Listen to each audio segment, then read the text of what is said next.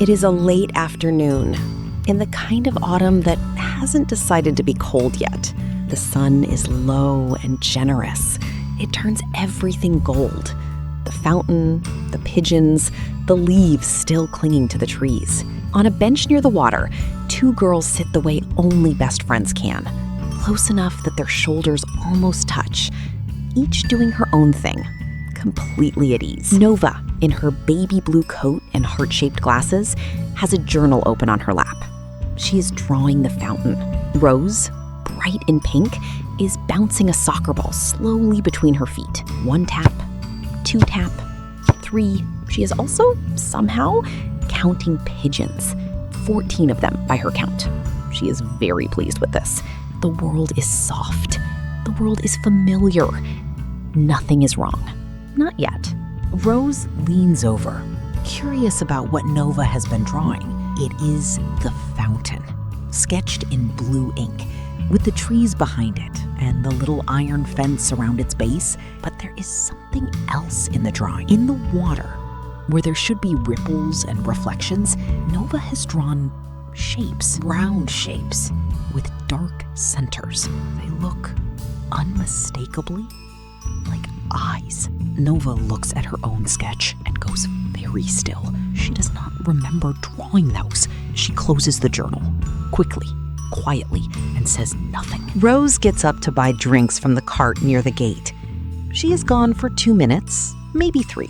Nova sits alone with the pigeons. She opens the journal again. She looks at what she drew. Then she looks at the actual fountain, and the fountain stops. Not broken, not empty. It simply holds still, the way water does not hold still. Every drop suspended, every ripple frozen mid-curve. And beneath the surface, where the basin deepens and darkens, something glows. Amber, warm and ancient and alive. It lasts 2 seconds, maybe 3. Then the fountain moves again. The pigeons go on pecking at the ground. A child runs past laughing at something far away. The world returns to itself, as if nothing interrupted it. Nova does not move. She does not blink. She thinks, I imagined that.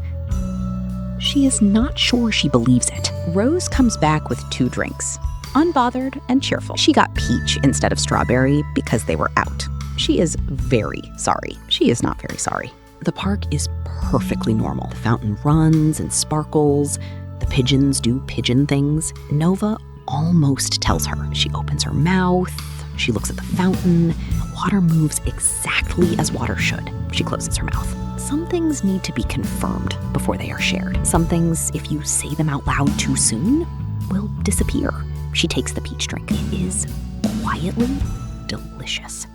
Dusk arrives the way it does in October, without asking, all at once. The street lights flicker on one by one along the path home. The sky is the color of a bruised peach. Rose talks.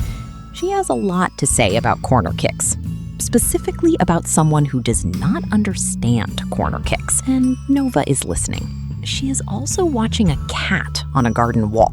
The cat sits completely still, facing something only it can see.